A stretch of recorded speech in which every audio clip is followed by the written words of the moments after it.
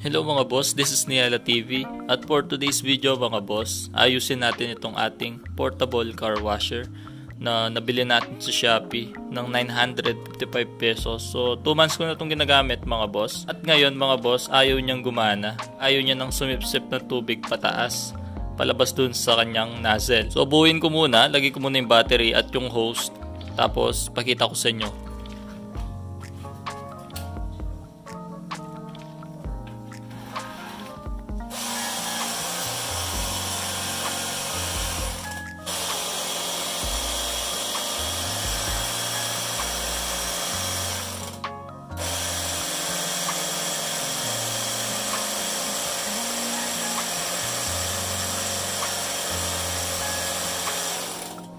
Wala talaga lumalabas mga boss kahit matagal mo na siyang pihitin.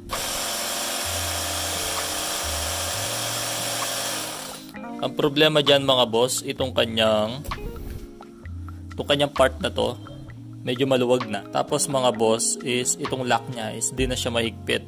So kapag pinasok mo yan, may sungaw. Yan. Mapapansin nyo, umaalog siya. Papakita ko sa inyo ang solusyon mga boss, paano siya maging maayos. Ito lang yung kailangan natin mga boss. Bili lang kayo ng Teflon, 10 pesos lang to. Tapos Sanrio sa mga anak nyo or kapatid, pamangkin, meron sila nito. Sanrio 3 piraso. So gawin na natin. Dito natin ilalagay yung Sanrio sa part na to. Yung 3 piraso.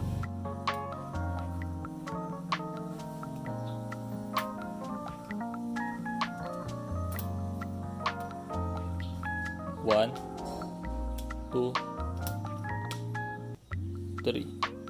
Kung wala kayong Sanrio mga boss, kahit anong goma, basta yung space na to is pumantay siya, wala nang uka. Ito na yung pangatlo.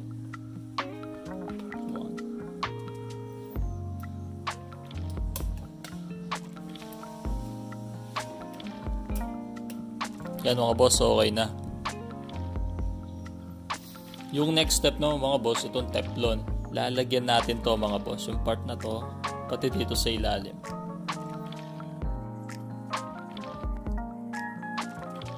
Mga 60 na beses nyo paikutin mga boss, para medyo makapal.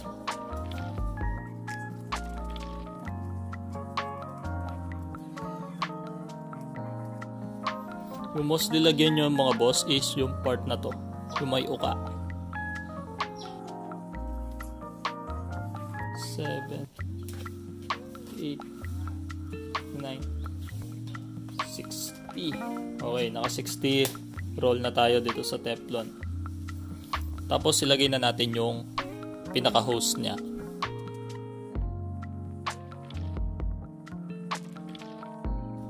Yan, kapag nakasagad na, try na natin kung gagana na siya. Let's go.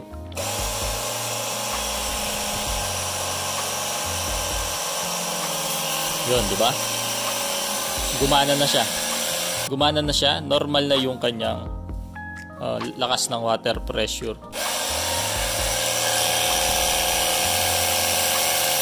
Sasaktan na ako doon. Sakto, marumi na rin yung ating Aerox, kaya diretso linis ko na yung ating motor. Tapos mga boss, yung tip ko sa inyo is alisin nyo na lang yung battery. Pagkatapos nyo gamitin ang inyong portable car washer, tapos huwag nyo na siyang alisin para hindi na lumuwag or karoon ng singaw dito sa part na to. So ako ganyan yung ginagawa ko. Sinasabit ko na lang yung hose dito. Yan, tapos iniiwan ko na lang siya dyan na nakatanggal yung battery. Yun lang mga boss. Pro tip. Yun, sana nakatulong yung ating video sa lahat na may problema sa portable car washer na nabili sa Shopee na kakabili lang ayaw na gumana. So ganoon lang gawin nyo. Sanrio at Teflon lang. Please subscribe, like, and share this video at mag-comment na rin kung may katanungan. Bye!